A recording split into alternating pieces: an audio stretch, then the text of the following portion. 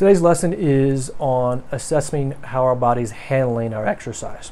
So many people use heart rate monitors. This has been pretty prevalent for quite a long time now. My preference is a Suunto with my Suunto watch. So it syncs up pretty easily with all my workouts, so I can tag in the exercise if it's strength training, if it's field work, if it's lab work, if it is cardiovascular training, climbing, whatever may be involved in the training. I can tag it so that I can look back and see how that's progressing over time. So we'll know if we're right in the heart rate zone with the heart rate monitor. We will know how hard we pushed it if we hit max zones, and then also how fast we're recovering from the exercise. So this is pretty basic and simple and straightforward in our training processes. However, many people choose not to use them and just kind of go. I highly recommend using one so you do know your body and what you're feeling is matching what your heart rate is actually performing. So another heart rate monitor I use is called a Polar H10. This monitor I used for monitoring my heart rate variability. Now, why this is important is we need to know how your nervous system is responding to the stress of life, exercise, and climbing. And the Polar H10 right now is rated the best for heart rate variability for non-medical monitoring. And you can use the Elite HRV app at elitehrv.com. And in that app, it will monitor all the data you're going to need to see how you're recovering from workouts and how you're recovering from this day to day. Now, most folks will use this to whether to choose not to work out or not to work out. My bias on that is not necessarily the case, because sometimes you can feel great and your variability can be off because there's possibly something off that day. What you really want to look at is to see how you're looking at how you're recovering over time and look at the trends. So then when you continue to monitor this when you're climbing, you will know, okay, everything's good. This is about what I would expect in this situation. If something is off extremely, then you will know there's an outlier what's happening, especially if you feel really crummy. And then you'll know, okay, something else is going on. I need to go back down and then reassess what my body's doing, how it's responding to the situation to see what's happening.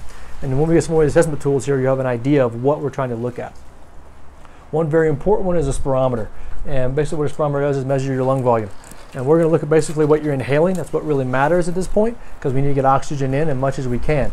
So the more you can breathe in the tube, and the higher this goes, the more volume of air you're going to breathe in per breath.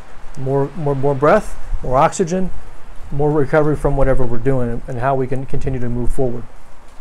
This is a very important device, and how we use it is we use it pre and post workout.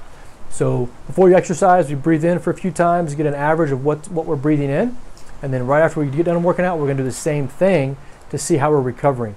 Now, we should see this pretty much the same pre and post. If it decreases significantly after the workout, potentially your muscular system is stressed from breathing in air, and this could be a huge problem in going forward, because if we're not continuing to breathe in the right amount of air throughout our workout, pre and post, then going up to a mountain and going up is going to have the same effect, and you're not going to be able to breathe much air when you get up to the top. And we want to try to prevent that as much as possible. So this is going to be a great device to see if we're actually handling breathing properly. A very similar device to that is by Neolog. It does a spirometer, and we can get the Bluetooth attachment to our phone and monitor it that way as well. And this can be continuously breathed throughout the workout, so you can actually see if certain exercises are more stressful than others, maybe like sit-ups or back extensions, for example.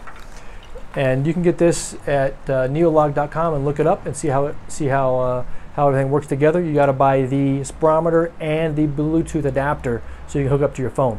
And it measures force per second. So you actually look at how much you can breathe over time and how much force you have with per breath. So basically how strong you are per breath, which can be a better indicator than the other spirometer, which is just very manual and simple. We will know if we're actually losing strength over time. A next huge variable with those two in play is a pulse oximeter. Now, pulse oximeter measures your blood oxygen saturation, and you've probably seen this before. People will check to see what your blood oxygen saturation is.